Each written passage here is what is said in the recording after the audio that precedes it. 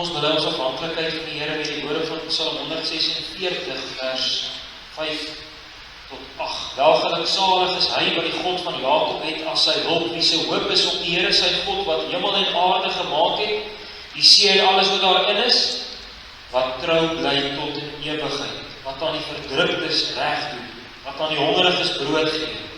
Die Here maak die gevangenes los. Die Here open die oë van die blindes. Die Here rig die wat geboe is op. Die Here en die regverdiges lief. Vang nou die Here se seën. Genade, barmhartigheid en vrede van God ons Vader en ons Here Jesus Christus deur die kragvolle werk van die Heilige Gees. Amen. Kom ons loof die Here en ons sing saam Psalm 47, daarvan die eerste en die 4de vers. Hierdie begeleiding is dalk 'n bietjie vinnig, maar dis die stadigste wat hy kan gesit word. So kom ons kyk of ons kan saam sing Psalm 47, daarvan die eerste en die 4de strofes, sing hier van die Here wat regeer. In die 4de strofe, hy het opgevaar, koning is sy daar. Veral gaan ons in die prediking ook hierdie by stilstaan, hy het opgevaar. Psalm 47 vers 1 en 4. En daarna gaan ons geloofsang doen.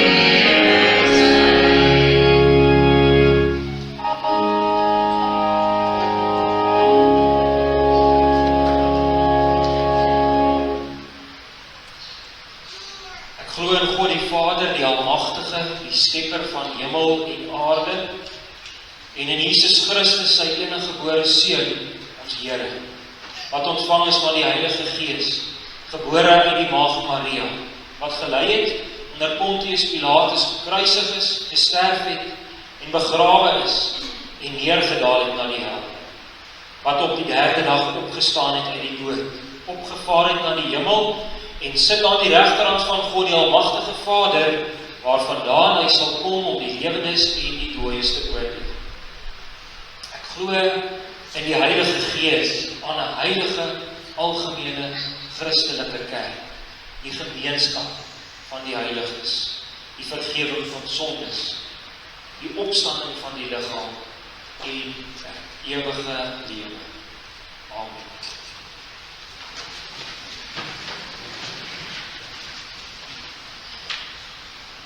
Ons verootmoedig ons voor die Here deur saam te lees in die woord, die 10 verbondswoorde van die Here. Verbond wat hy ook met ons opgerig het. Christus, ons middelaar is. Wat juist hierdie wet die volle ontdoening in ons plek. Eksodus 20. Toe het God al hierdie woorde gespreek en gesê, ek is die Here jou God wat jou uit Egipte land, uit die slawehuis uitgelei het. Jy mag geen ander gode voor my aangesig hê nie. Jy mag vir jou geen gesneede beeld of enige gelykenis maak van wat bo in die hemel is, of van wat onder op die aarde is, of van wat in die waters onder die aarde is nie. Jy mag jou voor hulle nie neerbuig en hulle nie dien nie, want ek die Here jou God is 'n jaloerse God, want die misdaad van die vaders besoek aan die kinders, aan die derde en aan die vierde geslag van die wat my haat. En ek bewys barmhartigheid aan duisende van die wat my liefhet en my gebooie onderhou. Jy mag die naam van die Here jou God nie uiterlik gebruik nie, want die Here sal die iemand sy naam uiterlik gebruik, nie ongestraf laat bly nie. Gedenk die Sabbatdag, dat jy dit heilig. 6 dae moet jy arbei in al jou werk doen, maar die 7de dag is die Sabbat van die Here jou God. Dan mag jy geen werk doen nie, jy of jou seun of jou dogter, of jou diensknegt of jou diensmaagd, of jou vee of jou vreemdeling wat in jou poorte is nie. Want in 6 dae die Here die hemel en die aarde gemaak, die see en alles wat daarin is, en op die 7de dag het hy gerus. Daarom het die Here die Sabbatdag geseën en dit geheilig. Here jou vader en jou moeder, dat jou daar verleng mag word in die land wat die Here jou God aan jou gee. Jy mag nie doodslaan nie, jy mag nie egbreek nie, jy mag nie steel nie, jy mag geen valse getuienis teen jou naaste spreek nie, jy mag nie jou naaste se huis begeer nie, jy mag nie jou naaste se vrou begeer nie, of sy diensknegt, of sy diensmaagd, of sy os, of sy esel, of iets wat van jou naaste is nie.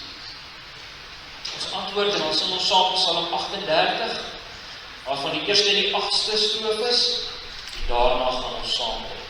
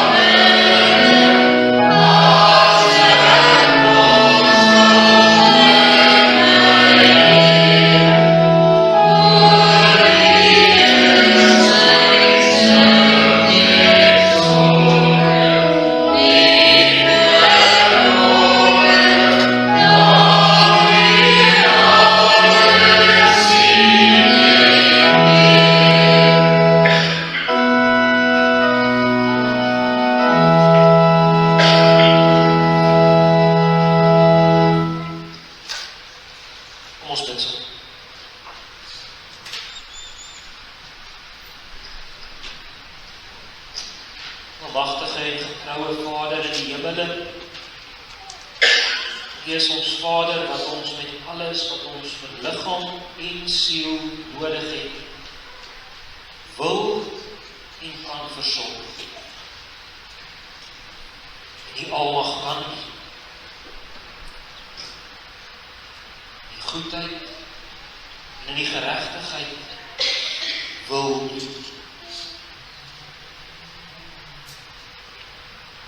grootste sorg wat ons nodig gehad het, het U alreeds geskenk in Christus. Van Hom mag ons lees, oggend in die woord, die wet. Van Hom wat ons mag lees, wat hierdie wet as ons perfekte, volkome middelaar kom doen het.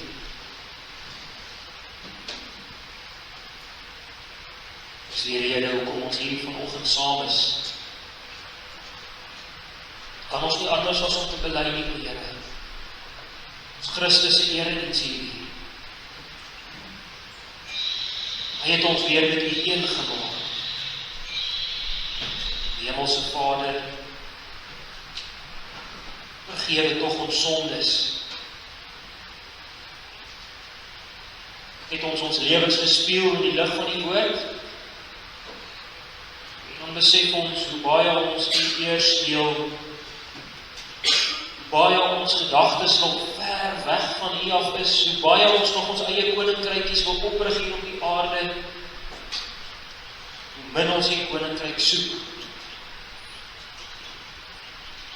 hoe min ons die geregtigheid in Christus soek.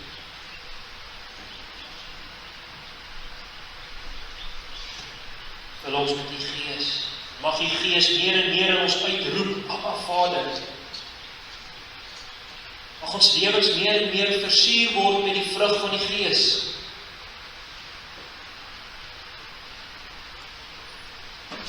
Wie ek die woord tog ook hier vanoggend soms saam is. Mag ons meer en meer in ons denke en in ons dade vernuwe word.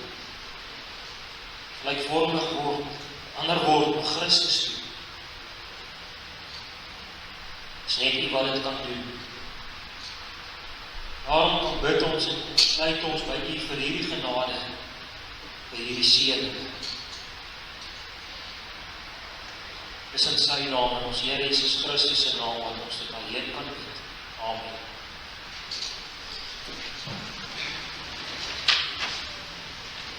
Ons gaan stilstaan by Efesiërs hoofstuk 4, waar ons ook 'n gedeelte gaan lees wat aangehaal word daar in Efesiërs 4 uit Psalm 68, wat ons ook nou gaan sing met die oog op die prediking. Psalm 68.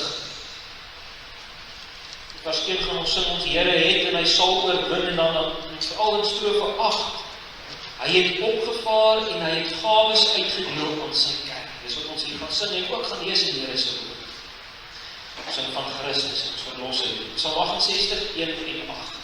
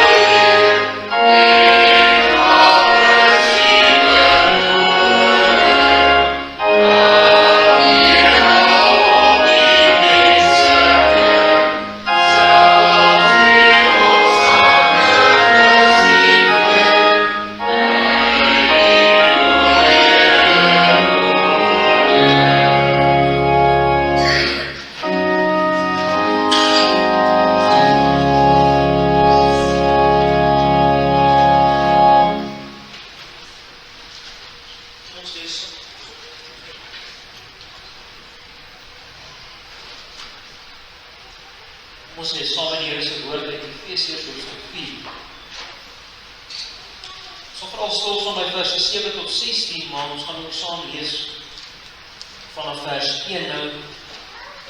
Die Efesiërsbrief kan baie duidelik in 2 dele verdeel word, en dit is eerstens is hoofstuk 1 tot 3, dis ook nog mooi in die middel van die hoofstukke selfs, hoofstuk 1 tot 3 en dan hoofstuk 4 tot 6. Veral hoofstuk 1 tot 3 op dit wat die Here gedoen het, wat hy gedoen het vir ons, en ons dus in staat stel om dan hoofstuk 4 tot 6 vir hom te lewe. Klem in hoofstuk 4 tot 6 is veral die opgawes wat vir ons gegee word om iets te doen dan. Natuurlik ook ingegrond in hoofstuk 1 tot 3 van dit wat die Here gedoen het.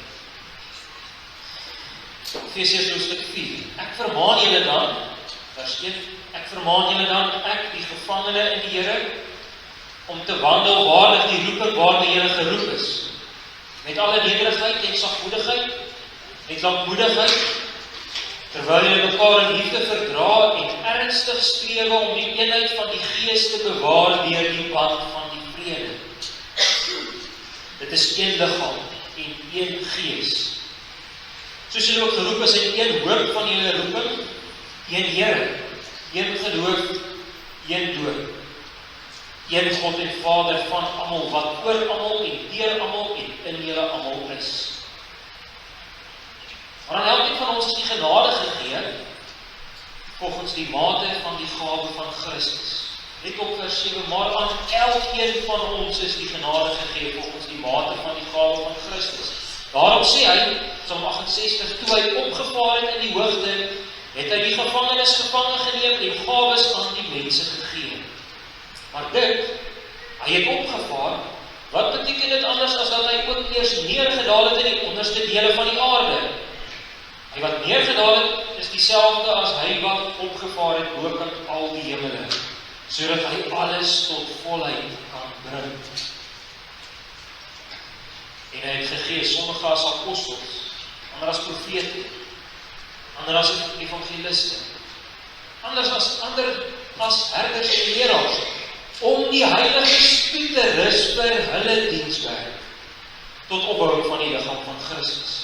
Totdat ons almal kom tot die eenheid van die geloof en van die kennis van die Seun van God, tot 'n volwasse man, tot die mate van die volle grootte van Christus, sodat ons nie meer kinders sou wees nie, wat soos golwe geslinger en heen en weer gedryf word deur elke wind van leer, deur die bedriegerheid van die mense, deur sleep om lustiglik tot dwaaling te bring.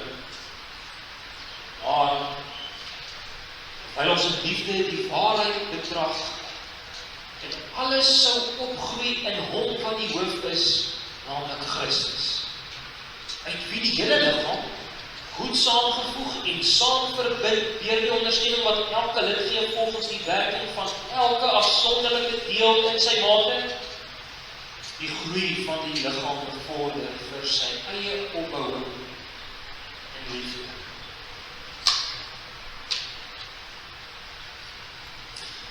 Al vers 10, hy wat neergedaal het is dieselfde as hy wat opgevaar het bokant al die hemele, sodat hy alles tot volheid kan bring.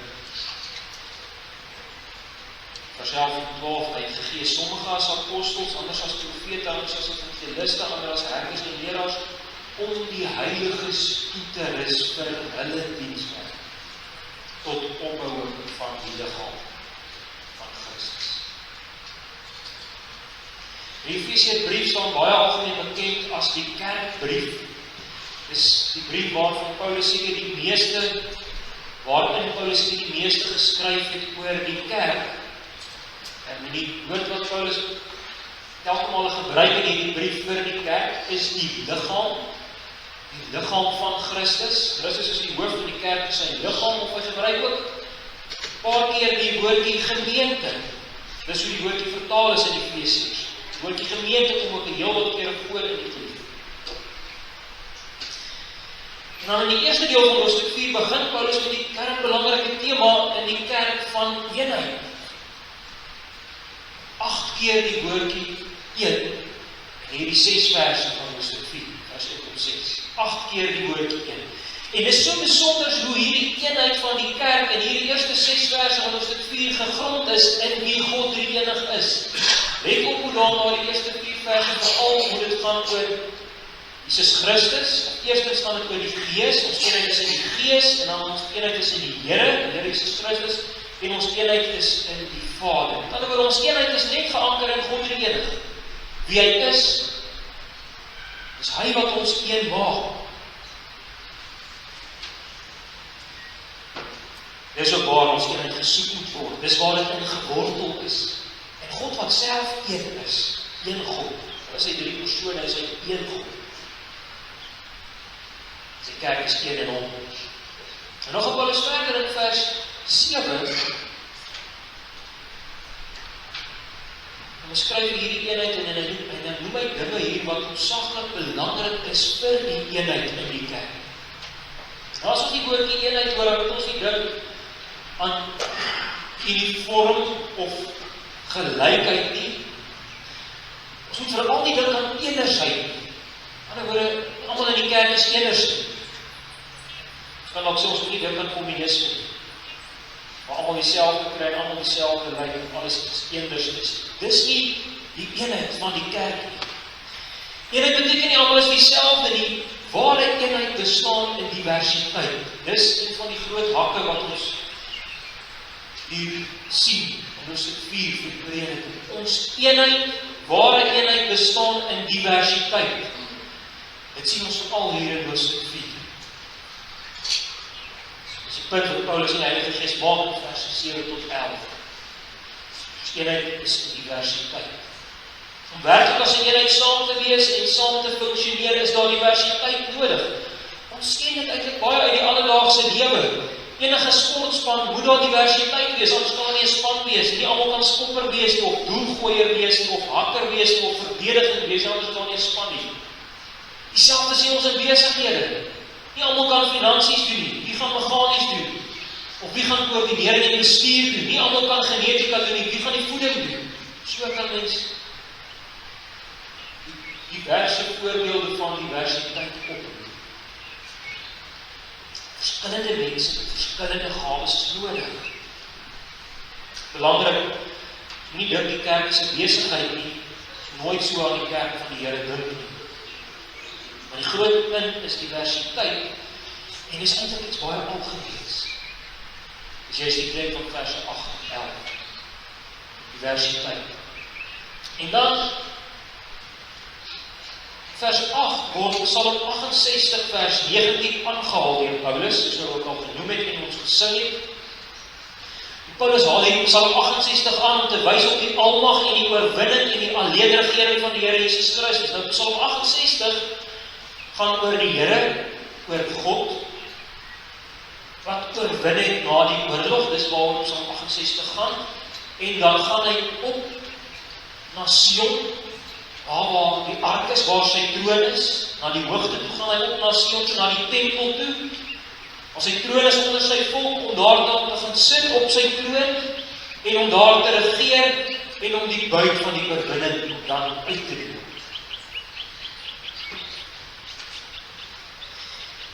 Dan is Efesiërs 4 dan vir ons onder andere gedeelte wat vir ons so mooi wys dat die Psalm sing van Christus. Dis wat hierdie aanhaling in die Psalms vir ons wil wys, die Psalm sing van Christus, die Psalm staan vir Christus. In hierdie geval Psalm 68 oor Christus se hele aardse bediening. Hy het neergedaal na hierdie aarde toe. Dit sê vers 9. Hy het opgevaar. Wat beteken dit anders as wat hy ook eers neergedaal het in die onderste dele van die aarde? Nou nie, is al vir ons vreemd, wat bedoel hierdie onderste dele van die aarde? Nou, die 83 vertaling en die 2020 vertaling verklaar hierdie vers alreeds 'n bietjie en na regte, en dan lees ons daar, hy het eers neergedaal na die lae dele, die aarde. Dis wat hier bedoel. Ek bedoel Christus wat neergedaal het, die lied van die Filippense 2, hy het neergedaal, hy het mens geword. Hy het die menslike natuur aangeneem. Is dat hier vers 9 oor gaan, Christus wat mens geword het. Dan gaan het ook oor sy kruisiging, juist daar waar hy die oorwinning behaal het. Christus wat juist aan die kruis die oorwinning behaal het, En daarna ook opgestaan het en ook opgevaar het na die hemel. Hy het opgevaar, dis waarvan van 68 ook sing, en ons lees dit ook hier in Filippense 4, vers 8, 9 en 10. Dan sê vers 10, as Here Jesus Christus het opgevaar, sodat hy alles tot volheid kan bring. Dis wat gebeur het met Christus se hemelvaart. Die skrifte is tot volheid gebring, of ons kan sê die skrifte is vervul. Hy het kom doen waarvan die hele Ou Testament geprofeteer het. Hy het gekom, Psalm 68, hy het gekom op Psalm 68 geprofeteer het. Maar hy wat alles tot volheid bring, beteken ook meer. Dit word ook, ons lees het ook in Efesiërs 1, in die eerste brief, of in die eerste hoofstuk, die laaste verse, lees ons ook daar dat hy die volheid is en dat hy alles kom vervul. En daar gaan het veral daaroor dat hy regeer. Christus wat alles tot volheid kan bring, beteken hy regeer oor alles. Maar dan hoor ons ook, dis nog meer. Ja, die Here Jesus is die koning en hy regeer, maar hy is ook nou besig om alles tot sy volle potensiaal te bring, om dit tot sy volheid te bring, wat hierdie vers 10 vir ons sê. En hoe gebeur dit anders as deur sy gees wat hy uitgestort het op hierdie aarde? Dis op sy kerk. In sy kerk het hy sy gees uitgestort. Heilige Gees is juist die gawe van die Here Jesus Christus vir sy kerk. Die gawes waarvan ons lees hier in Efesiërs 4. Die hartjie van hierdie gawes is die Heilige Gees. En uit die Gees kom al die ander gawes in die kerk. Sien die liewe gelowige hoe die las nie op jou skouers lê nie. Die Gees werk dit in ons. Ons anker is die Here self, die ons eie voete waarop ons staan. So bring ons Here Jesus alles tot volheid, hy vat alles tot die doel waartoe dit moet kom, kan nie gekeer word nie, en die oorwinning is behaal deur die Here Jesus Christus, wat neergedaal het en oorwin het op die kruis, en wat ook opgevaar het, en sy gees uitgestort het.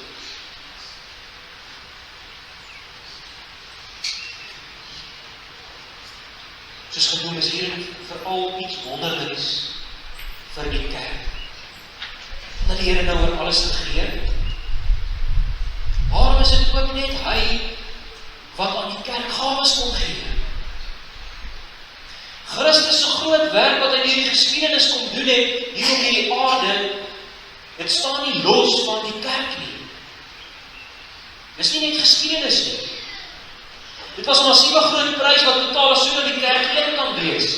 Dit was 'n besondere groot prys wat betaal is sodat daar vir die kerk nou gawes gegee kan word en sodat die oorwinningsbout uitgedeel kan word.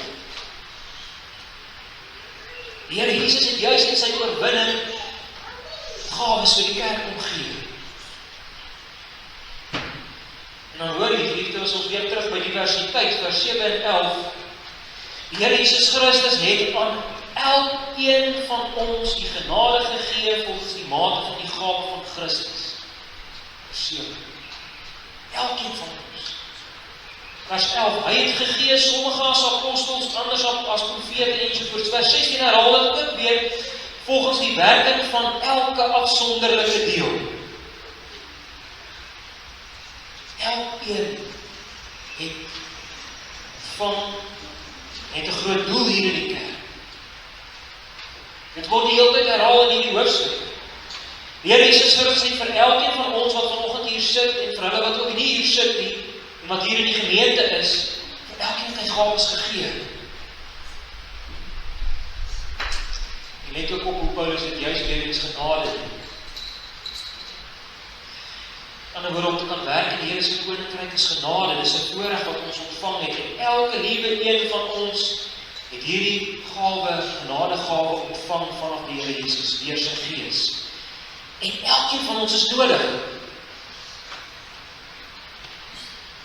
Die Here het jou 'n gawe gegee om te gebruik in sy kerk. Of gawes. Gebruik ons dit. Is ons besig in die Here se kerk met die gawes wat hy vir ons gegee het?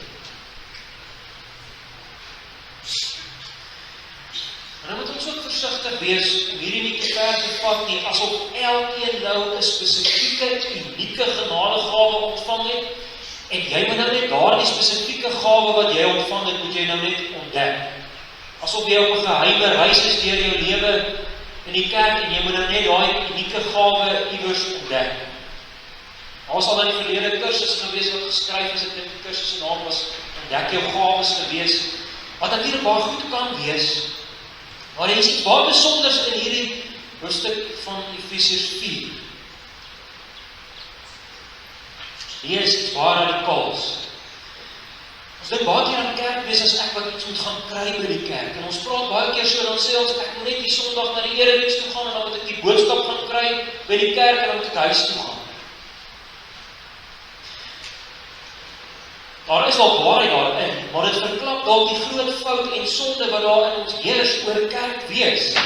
Want kerkwees gaan beslis nie net oor ek wat 'n boodskap moet kry op 'n Sondag nie. Kerkwees gaan ook veral Efesiërs 4 oor die feit dat ek 'n gawe is vir die kerk. Wat beter gesê, die Here Jesus Christus het my 'n gawe gemaak vir sy kerk. Hieroor kan ons baie meer wonder, dink, as om net my unieke gawe nou te moet probeer ontdek in myself. Ek is al net so gawe gemaak vir die kerk. Jesus Christus het my 'n gawe gemaak vir sy kerk.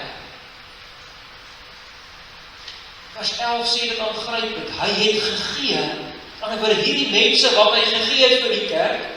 Sommige was apostels, anders as profete, anders as evangeliste. Omtrent al die ampte wat hier genoem word, is die ampte wat al reeds nie meer bestaan nie. Dit was nie vir die kerk gewees van die eerste eeu.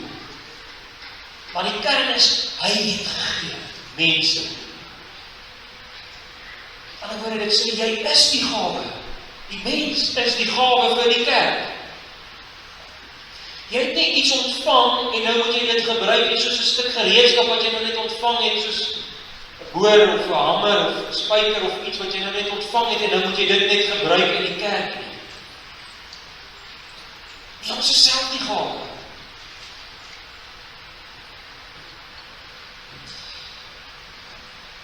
Wat ons hiermee stoei, dat ek self 'n gawe is vir die kerk. Ons elkeen persoonlik is 'n werktuig vir die Gees om te gebruik in die kerk. Dis 'n gawe vir die kerk, geliefde. Is jy? Jy is dit reeds gemaak. Is dit ook so in jou optrede? Of is ons net hier in die kerk om te kry, om te vat en om te ontvang? Hierdie word omgekeer in Christus en deur sy Gees se werking in ons. Ons word verander om te gee en om te wees. Die nagte wakker lê om te wonder wat jou gawe nou is. En die groot wonder is dat Christus ons nuwe skepsel gemaak het deur die nuwe identiteit wat hy vir ons bewerk het deur sy neerdaling hier na die aarde toe en sy opvaart na die hemel toe. Hy het ons nuut gemaak. Deur sy Gees word ons wedergebore. So bring ons Here alles tot volheid. Is ons nou 'n gawe vir die kerk? Vers 11 word is nie bedoel om 'n volledige lys van gawes te wees nie. Is ook nie bedoel om 'n hiërargie in die gawes te wys nie. Want daar uitstaan met die gawes in vers 11 is dat al die gawes van die woord is. Die gawes wat daarop fokus dat die woord van die Here moet uitgaan en dat die woord moet verkondig word. So besef ons, hierdie broer en suster, dat daar een ding is wat ontsaglik belangrik is in ons elkeen wat 'n gawe is vir die kerk, en die een belangrike ding is die woord. As die woord nie meer voorgaan in die kerk nie, dan is die kerk net 'n besigheid en dan sal dit tot nie gaan soos enige ander besigheid. Nou is vers 12 baie besonders. Jy is ook mooi aan te sluit by ons ouderling bevestiging vandag, vers 12. Hierdie woordgawes, vers 11, hulle word gegee, staan in vers 11 en vers 12, om die heiliges toe te rus. Dis wat vir die woordgawes is, om die heiliges toe te rus. En verder dan lees ons van die woordgawes wat bly tot aan die einde, tot die wederkoms. Dis die ouderlinge en die diakens by uitstek, is dit die twee, die ouderlinge en die diakens. En ons kan toch ook 'n bietjie onderskeid daar agterkom in die ouderlinge en ook die predikant. En nou, hulle dienswerk, hierdie woordgawes, predikant ouderlinge dan, hulle dienswerk is daar om die heiliges toe te rus. Wie is die heiliges? Is jy, broer en suster? Dink jy aan jouself as 'n heilige? Elke maal lees ons dit in Paulus se briewe, skryf hy vir hulle, en is die heiliges. Elkeen in hierdie gemeente is heilige, hy moet toegerus word.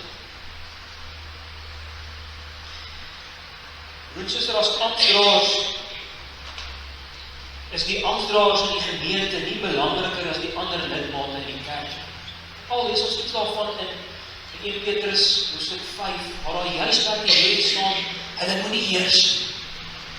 Dan word die amptdraers is nie daar om net wette toe te pas in die kerk nie. Dis nie wat die amptdraers se groot doel in die kerk is. Ja, hulle is daar om te regeer. Daar is verseker iets van 'n regering in die kerk nodig, maar nie heers nie. Nie om wette af te dwing, die heiliges nie.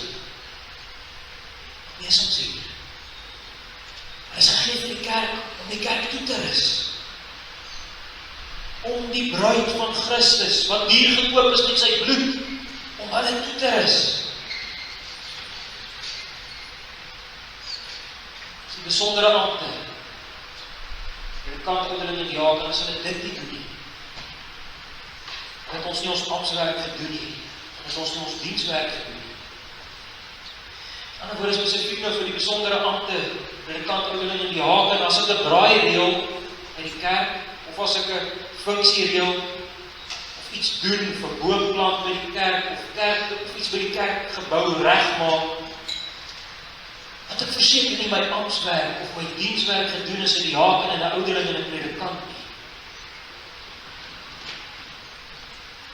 Groot werk van die ampte is om toe te rus.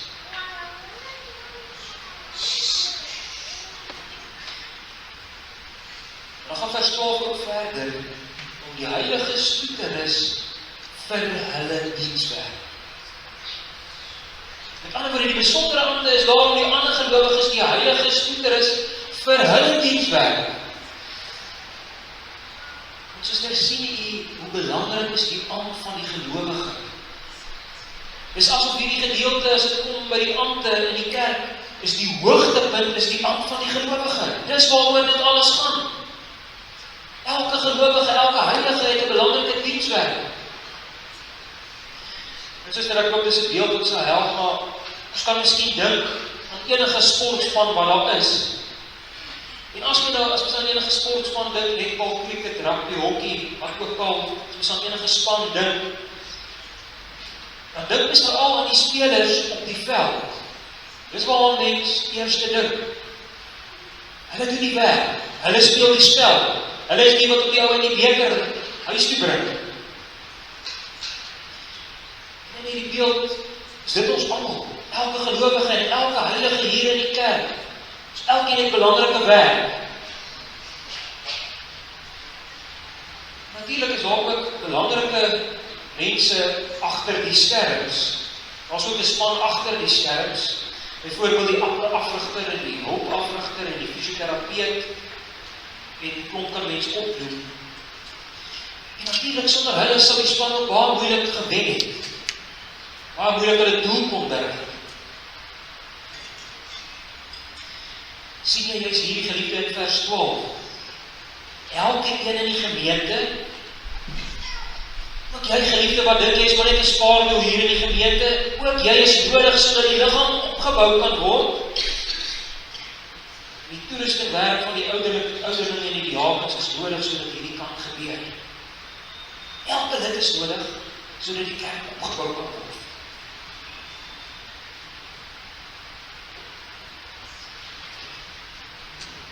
En dan die finale gedagte van die gedeelte vers 12 tot opbou van die liggaam van Christus. Aan die ander woorde, ons as 'n kerk, ons as gemeente hier in Valwater, ons kan net opgebou word en groei. As elkeen wat hier sit vanoggend en hier moes sit, sy of haar dienswerk in die kerk verrig. Die sosiale kommissie of 'n predikant of 'n ouderling laat nie 'n kerk groei en opgebou word. Elke lid, vers 16 sê dit pertinent, elke lid is nodig. Wat word ons opgebou? Dit is nie 'n spaarwiel in die kerk.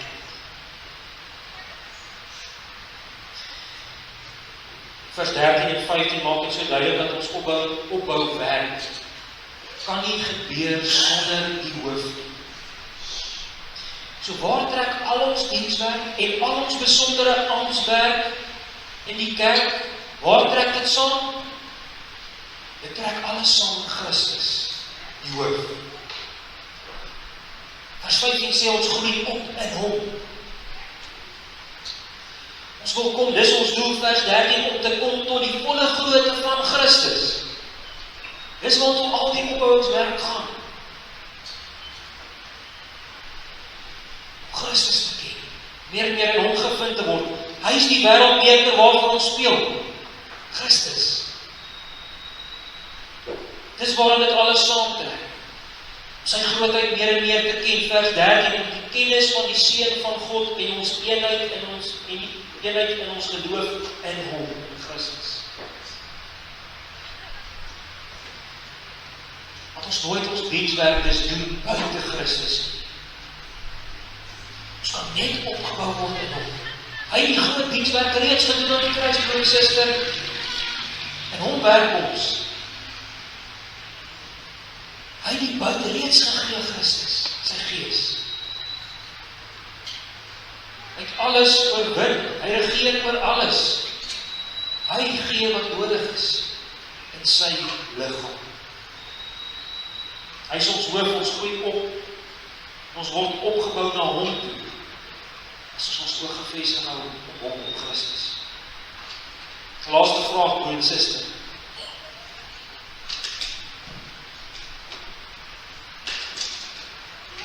Hoekom wil die kerk enigstens groei, opgebou word? Hoekom sou ons dit wil hê, of wil doen, of daarmee wil besig wees? Vers 14 sê vir ons die antwoord hierop. As ons nie opgebou gaan word en gaan groei, die woorde wat elke keer hierdie paar verse gebruik word, opbou word 2 keer genoem, opgroei word 2 keer genoem. As ons nie opgebou gaan word en groei nie, dan sê dit gaan ons afgebreek word en tot niet gaan. Vers 14. Sê ons moet tot volwassenheid kom, opgroei en opgebou word, sodat ons nie soos kinders sal wees wat hierdie onstuimige golwe heen en weer rondgeslinger word nie, of soos die wind rondgewaai word nie. Maar duik vandag baie valse leringe op.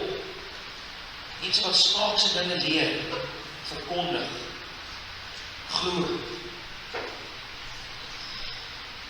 Die duiwel en die dode, sy trawante, slinks, met hulle dwalings, met hulle gekonkel. Die gevaar is groot vir ons vandag ook. Dat ons opgebou word in die suiwere leer van die woord, nie afgebreek word. As ons nie deur ons elkeen se gawes in ons eenheid opgebou word en opgroei nie, gaan ons die gevaar loop van allerhande lerende en dwalinge wat ons heen en weer gaan slinger. Waarom wil ons opgroei? Waarom wil ons opgebou word in ons hoof in Christus? Broer en suster, die Here het sy kerk besonders gemaak, het alles gegee sodat die liggaam van Christus, sodat sy kerk opgebou kan word. En die klem op hierdie woordjie kan. Hy het alles moontlik gemaak daarvoor. Die Hemelse Vader het in sy troue sorg sy Seun, Jesus Christus gestuur, gegee, hy het neergedaal, het mens geword, het oorwin, het opgevaar, en hy het sy oorwinningsbuit kom uitdeel. Sy Gees. Dis 'n gawe, geliefde, vir die kerk. Wees daar die gawe in Christus, deur sy Heilige Gees. Amen. Ons sing saam, ons antwoord op die woord, ons sing juist van die psalms, ons sing van Christus. Psalm 33, ons gaan daarvan sing die eerste en die 11de vers. Maar vergeet ek, ons moet die bevestiging doen van ouderling, ons gaan eers daartoe oor van broer en suster, skoning. In die oog daarop lees ons die formulier agter in die psalmboek. Die formulier vir die bevestiging van ouderlinge.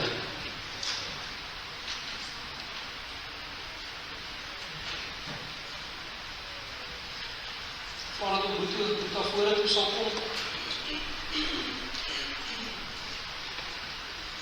Die psalmboek, baie is dit Psalm 148, of bladsy 148. Formulier vir die bevestiging van ouderlinge. Liefdes in ons Here Jesus Christus. Jy weet hoe ons nou op verskillende male die naam afgekondig het van ons medebroeder Boeta, as ouderling van hierdie gemeente gekies is, ten einde te verneem of iemand iets het waarom hy nie in sy diens bevestig mag word, is om ons sy naam afgekondig het. Aangesien iemand egter enige wettige beswaar teen hom voorgelê het, sal ons hom nou in die naam van die Here, in sy ampt bevestig. Vir die doel moet dat bevestig word en ook alle aanwesiges eers in die woord van God 'n kort uiteensetting van die instelling en die amptswerk van die ouderling aanhoor. 'n Ouderling is iemand wat die diens van regering in die gemeente van Christus beoefen. Ouderlinge of opsieners het deurgangs in die apostoliese kerk die gemeente met die woord geregeer en versorg volgens die gawes wat die Heilige Gees gegee het. Ons glo dat Christus, belangrike woorde broers, is dit nie die kerkraad. Ons glo dat Christus mense tot besondere dienste in sy kerk roep, om die gelowiges vir hulle dienswerk toe te rus tot opbou van die liggaam van Christus. Daarom rus Christus hulle ook toe met die gawes wat hulle nodig het. As ouderling, liefde Boeta, word die geroep om die gemeente te regeer en te versorg. Die diens word nie net aan 1 of 2 toe vertrou nie, maar aan al die ouderlinge saam wat onder leiding van en saam met die bedienaar van die woord die kerkraad vorm. Om hierdie diens behoorlik te kan uitoefen, is dit nodig dat die ouderlinge die woord van God deeglik ondersoek en hulle in die rykdom van die evangelie vertoef. Die opdrag as ouderlinge, is dus die volgende. Jy moet toesien dat alles in die kerk behoorlik volgens goeie orde plaasvind. Dat die woord en die sakramente gereeld en suiwer bedien word en dat die sakramente heilig hou. Jy moet daarop let dat die bedienaar van die woord, die ouderlinge en die diakens getrou en deeglik hulle goddelike opdragte uitvoer en jy moet die bedienaar van die woord met goeie raad luister. Jy moet sorgvuldig let op die leer en lewe van elke lidmaat en alle Christene met raad en troos bystaan. Teen die lidmate wat hulle nie bekeer nie en in hulle sondes voortlewe, moet met die kerklike vermaning en tug opgetree word. En die wat berou het, moet weer in die gemeenskap van die kerk gevang word. Herders moet veral oor die leer en wandel van bedienaars van die woord toesig hou, sodat alles tot opbou van die kerk mag strek en geen vreemde leer voorgedra word. Jy moet ook die afvalliges en die heidene tot bekering en geloof in Jesus Christus roep, so vergader Christus se kerk. Moet daar gehoor wat sy opdrag is, vra u nou om opreg die volgende vraag te antwoord. Is in die hart daarvan oortuig dat u wettig deur die gemeente van God en daarom deur God self hierdie heilige diens geroep is.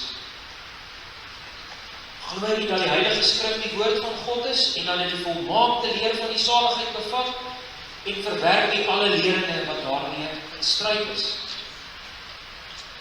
Loof U om die goddelike opdrag getrou en met ywer en ooreenstemming met hierdie leer uit te voer en ook volgens hierdie leer te lewe. Loof U om U aan die kerklike vermaanings en tug te onderwerp as U miskien in leer of lewe hou. Weet wat is hier op ons aan?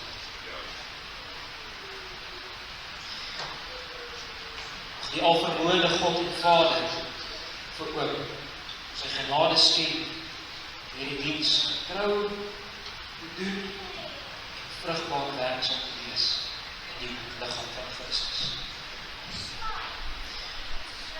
Wees dan as ouderling en ook as ouderlinge huiwerig in die regering van die gemeente. Wees soos wagters oor die huis van God. Vermaan en vertroos elkeen aan sy behoefte.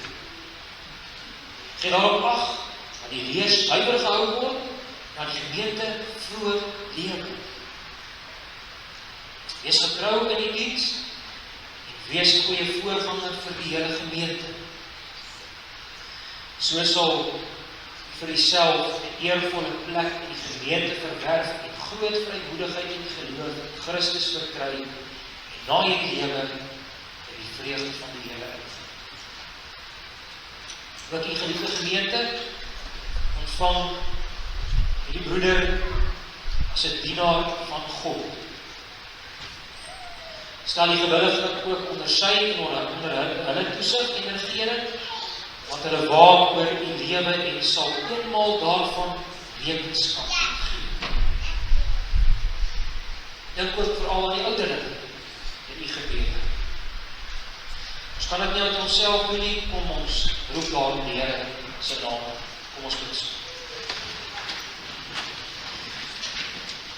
Onse Vader, ons dankie hier vir Boeta die Here die Gees gelei het om die roeping op te volg. Ons bid die Here, gee aan hom en ook al die afslaers, die besondere amptenare in die gemeente, gee aan hulle meer en meer gawes wat hulle nodig het om hulle diens te verrig. Skenk tog aan hulle wysheid, skenk tog aan hulle skranderheid, skenk tog aan hulle skeidingsvermoë en liefde. Leen ons tog die genade om getrou in ons diens te volhard. Nooit deur teleurstelling, moeite, verdriet of vervolging van die wêreld te verslap nie. Seën tog Here die gemeente waarin U kom aangestel het. Maak elkeen gewillig om hom aan die vermaninge van die ouderlinge te onderwerp, want ons hulle eer ter wille van hulle roeping. Laat so die heilige naam geëer word, die Here. Laat so die ryk van die Seun Jesus Christus kom. Krag deur die Heilige Gees. Verhoor ons die Vader deur die geliefde Seun. Amen.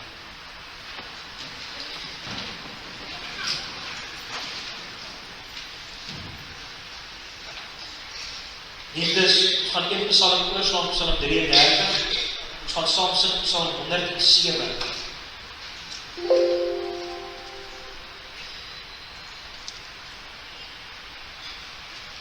Psalm 107 voordat die Here ons wegstuur met sy wegstuurseën.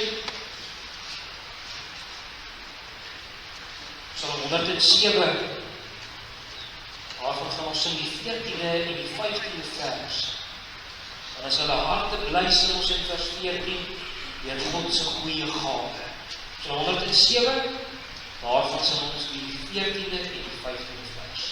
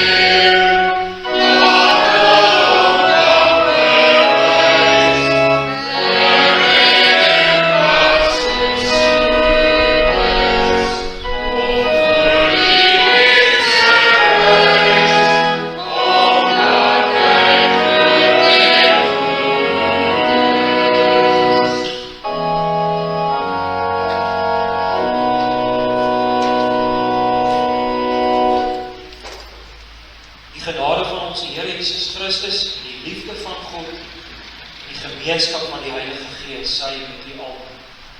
Amen.